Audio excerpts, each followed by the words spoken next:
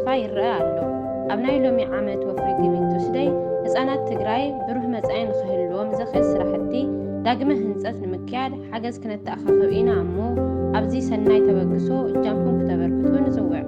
ባህግን ሕልምን ህፃናት ትግራይ ጋህዲ ዝኸውን ትምህርቲ እዩ። መምሃራን ትግራይ ዝበፅሐ ዕንወትን ጥፋትን ተፃዊሮም ከይዲ ትምህርቲ ናብ ንቡር ንምምላስ ይፅዕሩ ኣለዉ።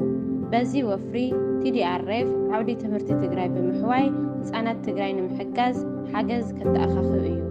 ሓገዝኩም ናውቲ ትምህርቲ ንምምላእ መምሃሪ መሳርሒ ንምዕዳግን ንተምሃሮ ዘድልዩ ዝተፈላለዩ መሳርሒ ትምህርቲ ንምቕራብን ክውዕል እዩ። ብሓባር ባህጊ ትምህርቲ ህፃናት ትግራይ ጋህዲ ንግበር። ኣብዚ ወፍሪ ብምስታፍ ንመጻኢ ወለዶ ዝጠቅም ድጋፍ ንግበር። ንተስፋን ሕወትን ንስራሕ። ሎሚ